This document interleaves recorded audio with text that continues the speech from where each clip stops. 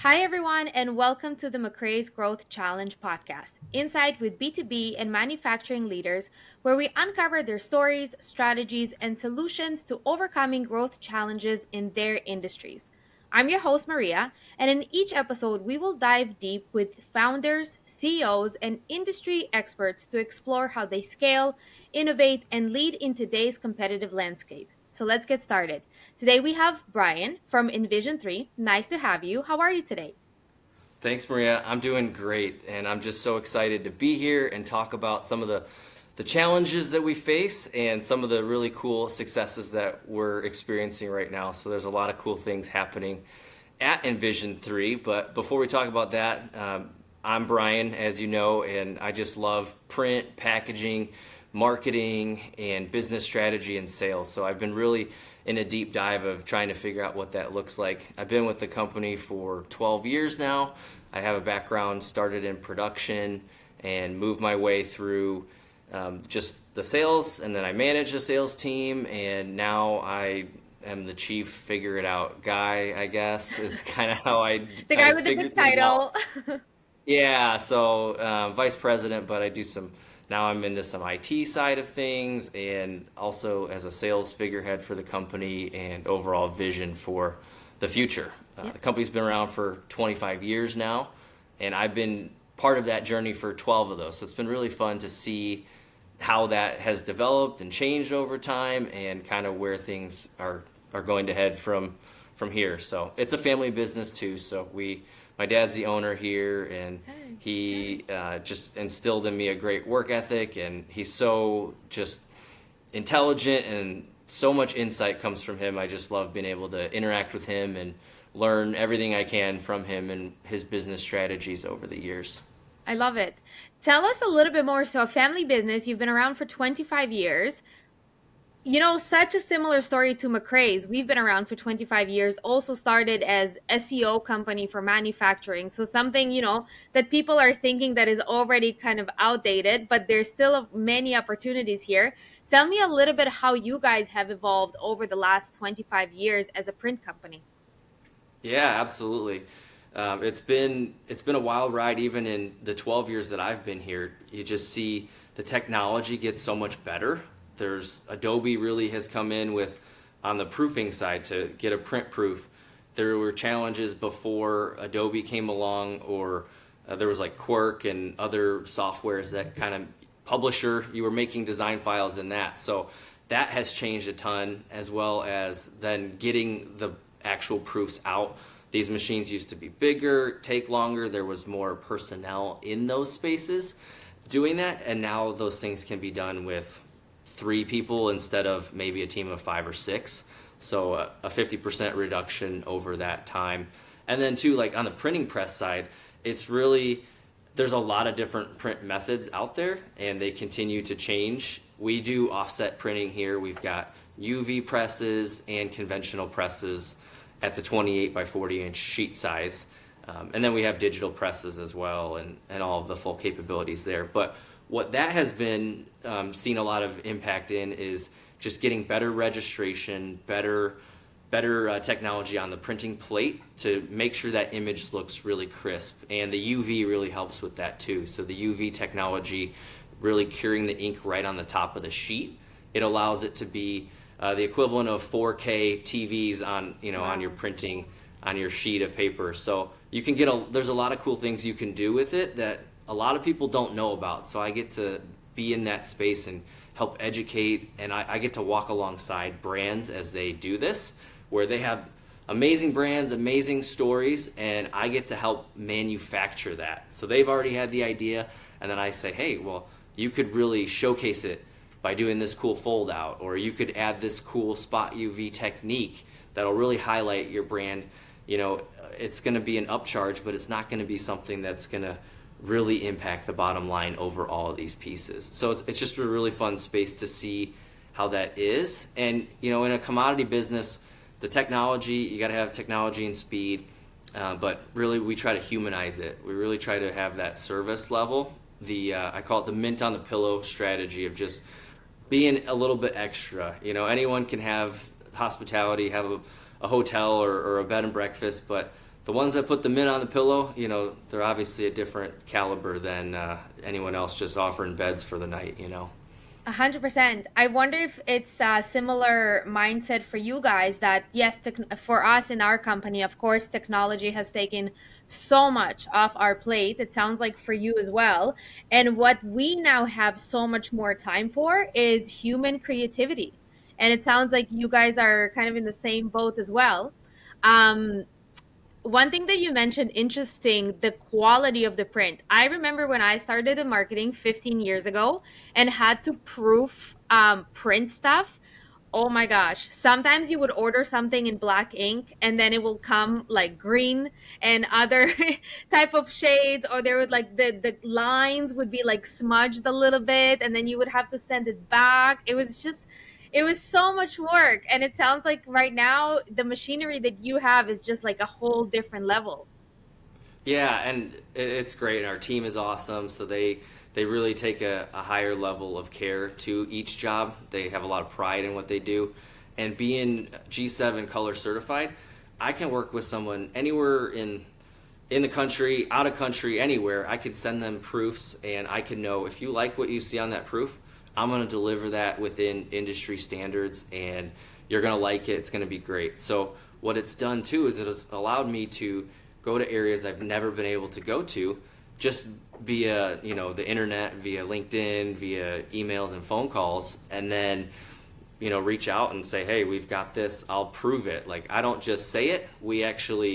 I'll give you a test print. I'll actually put your artwork, send it to me. I'll run it on my big press. That's a financial, there's a little bit of a financial hurdle there that I say, hey, I'll do this for you if you really need the confidence in Envision 3, because we really try to lead by example, really show off what we can do well. And we've done that. We've taken brands that they have hard colors and they had a problem somewhere else, so they come to us and I say, cool, I'll get your color. We do it off. We've made color work off of fabric.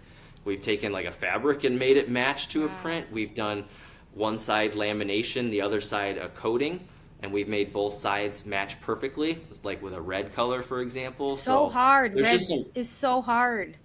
yeah, but the spectrophotometers and technology and just some of our team really knows how to navigate that and pull back or add color where it needs Yeah. to, which has just been, I mean, I love being able to rely on them so I can do what I do best, which is relationships and strategy and just trying to figure out basically how to give a premium experience at a non-premium price.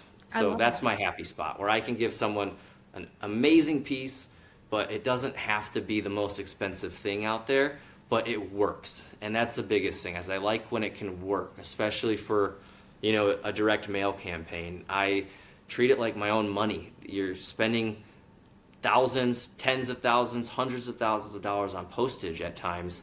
And that's a lot of risk to get something into people's homes and say, hey, buy this from me. So you really have to think about that. And the digital landscape has changed what that looks like, which is kind of cool because now you can have a QR code or an augmented reality that takes just a print piece and says, hey, let's give an immersive experience into this company or this experience, which is super great. That's awesome. You speak with so much pride. And the things that you're saying, they sound so simple, but if you know anything about print and marketing, these are very hard things to do. And the fact that you have a team who understands these things and you have the right type of technology where you can actually offer that in a good price, that is huge, because that is, you make it sound so simple, but like me working in marketing for as long as I have, that is something that used to be extremely hard for companies, and heads of brand management would lose their mind when things did not really, they were not consistent. Like it was just from a brand recognition standpoint where you work so hard to have things unified, and then you do all this work, the back and forth, and then when things just get sent out to the customer and there's some blips and stuff like that, it was very devastating for people in those positions because they have put a lot of work, time, and effort and resources into these projects. So you make it sound very simple, but it's a huge thing for companies. So and Yeah, well, yeah, I think that's some of the hardest part is communicating some of that, and our production team, they're asking questions to customers. Sometimes they're finding out more info than what is our scope, but it's all in how to pack it for them for their next step. So they're looking ahead for the customer. They're trying to figure out like strategies or ways that they can innovate within a project itself and say, oh, well, you have 6 colors, but you really don't need that 6 color. We could do 5 colors and it will look great as well. So they're always trying to innovate and strategize on behalf of the customers. And I think you're just trying to make sure that you're giving a good product and asking all the questions and being a human. I mean, so much nowadays is like chats and, not having that direct access to people, but we're there within an hour or less, or you just dial the phone and you get someone on their cell phone. Like, these are good people we have here that are long-standing employees that they love what they do. And I think that's a testament too to why our customers come back. So we have customers that are 25 years and even more before inception of the company that keep coming back. And I think the technology and all that, like, everyone expects some of that stuff in the print industry, or they just don't know. But the service is what really sets Envision 3 apart from other companies, because we lead with service, we lead with questions and curiosity and pushing against some of those norms. Yeah. Yeah, before we started recording here, you did mention we had a little conversation about how people think that the print industry is basically dying. But you guys are making some great shifts, and you even brought an example. Can you share a little bit about your opinion about where the industry is headed, how you guys adapted, and then show us this amazing example that you showed me earlier? Yeah, absolutely. So the industry is changing, but I have news for you. As long as humans exist in this world, there will still be print. So it's so easy in AI to see things changing and being fast and this and that. But ultimately, like, there's going to be a need for print. And I wish that more people would see that so they would come into the industry. I wish that for not even the print industry. I wish that for the trades and others, that these industries where you're working with your hands and producing a product is a real thing that has real benefit and something you can take pride in. So there's a lot with that side of things that needs to be considered. And so I want to show this box. This is just a fun Trader Joe's box that it just builds engagement, because you just open these little doors and there's a product that's in here. So this is just on the shelf. It's just a normal box, but it really becomes more fun than that, and you really didn't have to do much to get it to be a fun package. You just added one flap extra, and that's it. So these things don't have to cost a lot, but it builds engagement. And so I just wish people would see that coming in, and then as the industry shifts, people are going to be retiring, and then there's not going to be people filling those shoes. So a lot of printers struggle with finding the new talent that comes along, and I think more than anything, realizing how dynamic and creative and fun this industry is. And it's certainly not going anywhere. People still need packaging. People still will have direct mail, and in fact right now direct mail is getting a huge ROI. You're seeing 25% response rates. You get over 90% open rate. I mean, it lasts 17 times longer than a digital ad. So I don't know why more people don't experiment with print. You can do it at different levels. You can take it slow, start with a basic postcard, and see where that gets you. It's really, as you know with marketing, it's all about your audience and your message. So if you have the right audience, the right message, you're going to get hits. And then you just extrapolate that out to the numbers. And then once you hit your numbers, you get that crossover of how much you spend versus how much it's worth to get those sales. And so that's where I get to work with people and say, all right, let's try this, let's do these things, so I can provide solutions at any level or any budget. Because it's true, it's not always going to be the cool effects that really do it. Some brands don't require that. It really does. It's a specific approach for certain industries that there's some cool things. Like, for example, universities in a postcard alone can take some prospective student that they want to recruit and say with a QR code, hey, envision yourself here on our campus, and then a QR code, and then there's a video of the quad and kind of some of the student life. That took a piece of mail and a video to do. You could do it on your phone and link it to YouTube. I mean, it doesn't have to be hard to do, but that experience could be the difference of somebody going to that college or not, just by that, maybe $1 spend total. Yeah, and you can combine both worlds. Like it doesn't have to be black or white. It doesn't have to be all or nothing. You can combine the print with the digital and just make an effect. It sounds that your company and yourself, that's sounds that a lot of it is coming from you. There's just a huge emphasis on the customer experience. So when they do get the package, when they do get the mail, it's like, how is it making them feel? Like, is it standing out? Is it like what happens when they touch that piece that you have printed? And it sounds like you're really leading with that customer experience. And I totally agree with you. I don't think that's ever going to go away. Earlier, I was saying that even when you get a package in a big brown box getting delivered to you, when you take out what you actually purchased with your hard earned money, and if it's like a nice box that you get to open, it has that extra feel to it. And, but sometimes you get something and it's like in a plastic bag and you're like, well, okay, I'll use it, of course, but it's not the same. It's not the same. Yeah, no, and it is about that experience, those little ways. I love brands that can be really cheeky with it and, say cute things on the little flaps and say, oh, you're about ready to see this great product, or get ready to be amazed. These like fun little things that it's those little details I think that set brands apart from others and really create kind of a following with that. I just did recently a post about packaging and why the iPhone box is the iPhone box versus why a computer box is a computer box.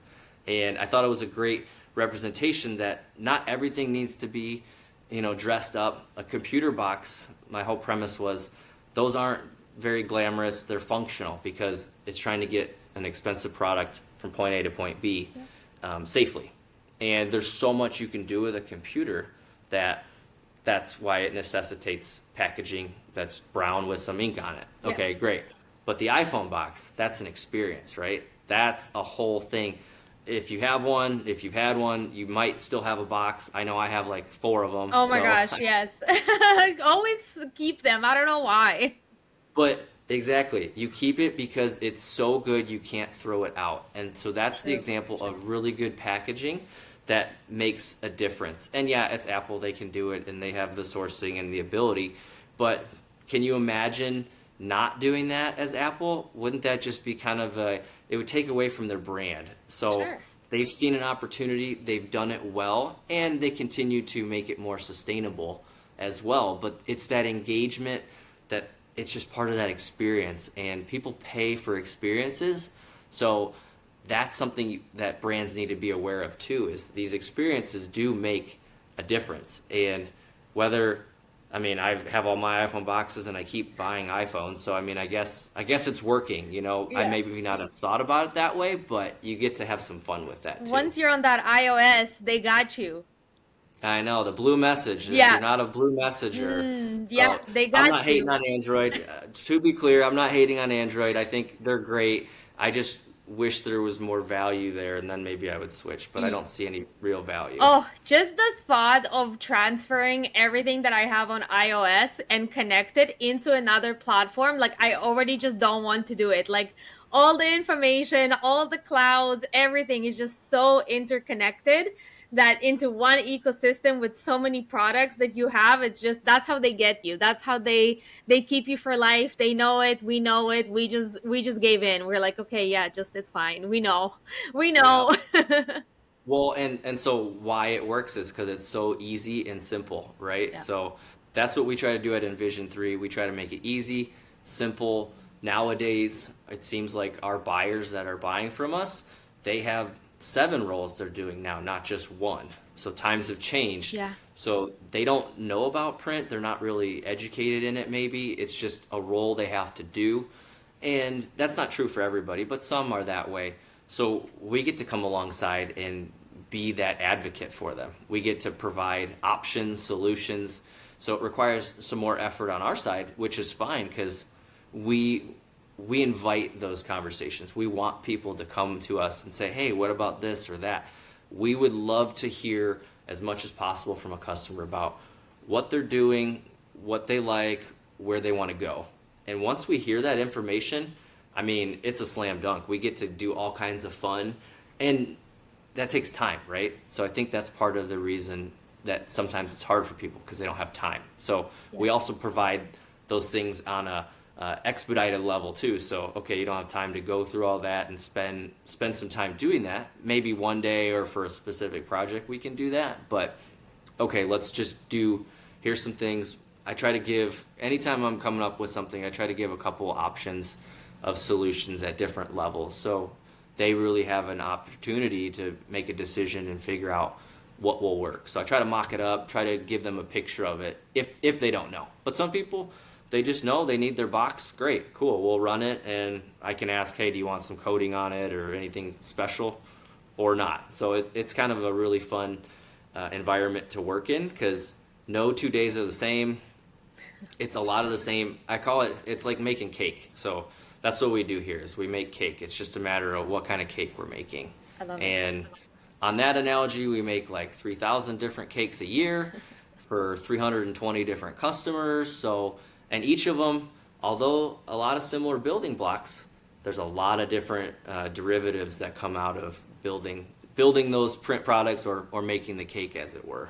That's awesome. With all of these capabilities and vision for the future, how have you guys been able to adapt to, let's say, digital marketing and online content and inbound leads in order to attract, even customers abroad? You did mention earlier that no matter where they are in the world, you're able to give them like really good proofs. What have you guys been able to, or what have you been doing on the reach and attraction in order to get more inquiries for your business? Yeah, no, that's a great question. I would say in general, the print industry struggles with that. We're a little bit old school in that regard, so there's not as much on the self-promotion, SEO, all of that side to get it in. That's where the sales rep has been key. There's been a lot of sales reps at our company and other companies as well.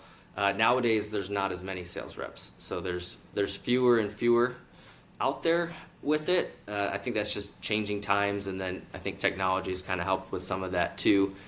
Just streamline the people that don't need a sales rep type. There's not everyone needs that. They just need to go online, go get their stuff. So that did take out a component of the market that used to always traditionally be handled by a salesperson in the past. That's not true anymore. So the things that we do, we're just trying to be creative. Word of mouth is huge for us. That's a big avenue, but just like anything else, LinkedIn, like everybody, and direct mail actually. So I'm saying all the things that aren't per se digital, but you have a good website, you build a brand, build the recognition, and then people see that and know that. So we aren't trying to be everything to everyone. Excuse me. It's okay.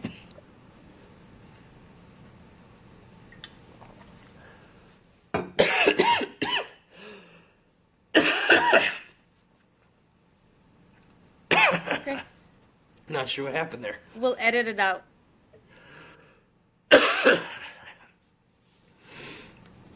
Hold on one second. Yeah, just take a breath.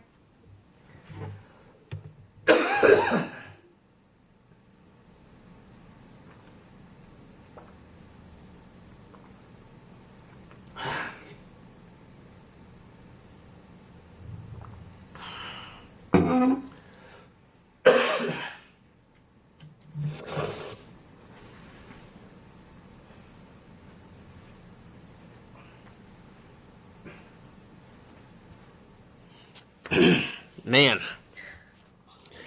It's just early in the morning, that's all. I mean, it's not too early, but I am a little under the weather, so Oh gosh. I'm sorry to so hear that's that. where I've felt decent, luckily, but just like it just came over me now. Yeah. It's like get me. It's the season. I get that. It hasn't been like this Okay. um, for all week. I mean, I've been kind of feeling. I thought I'm like getting on the upside of it, but oh well. Okay. Take your time. Sorry. No, my gosh, no worries at all. Oh my goodness. I'm just like hacking right on a No video worries. call We'll here. just snip that part out. Yeah, we'll get back to it. So Yeah. it's like still in there, which is it's just hanging on. I don't normally. It's like one and done, and I'm fine. But Yeah. Drink some more water. hopefully, Yeah. yeah, get some more here. Got my. Yeah. Or coffee. Whatever that is. Water. I do both, so Yeah. interchangeable. So, and this is why you do an hour for a half hour show. Exactly. Just to make sure that everybody Yes. is good. Okay. Yep. Perfect. So, Okay, so we talked a little bit. You guys still rely mostly on traditional ways of generating business. So let's say looking 3 to 5 years ahead, how do you see Envision 3 roles evolving in packaging, fulfillment, and print, especially given trends like e-commerce growth, sustainability, custom packaging, and automation? yeah, absolutely.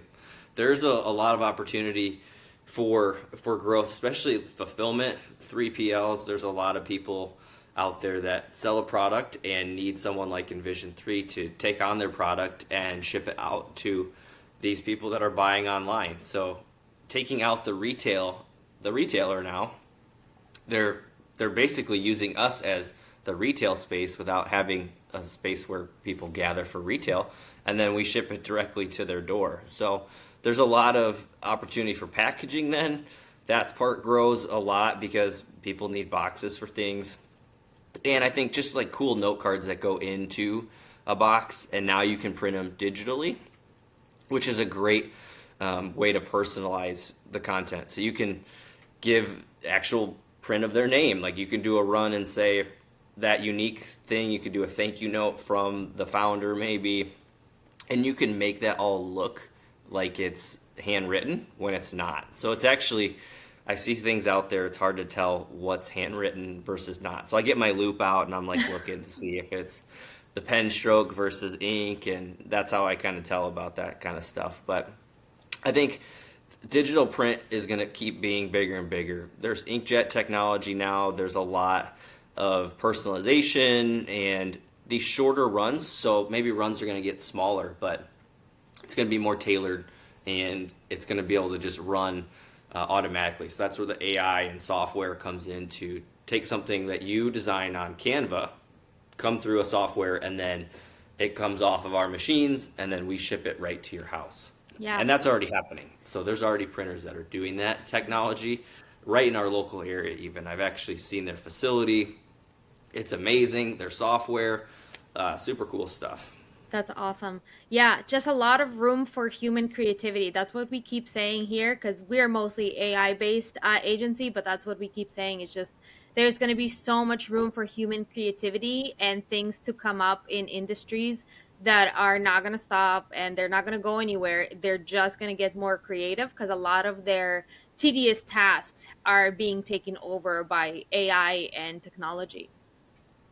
Yeah, and so I think print is able to traverse some of that. It kind of slows things down and allows people to go back to, the tactile. You mentioned that, like the feel and the look of things. So, yeah, you might not have it everywhere.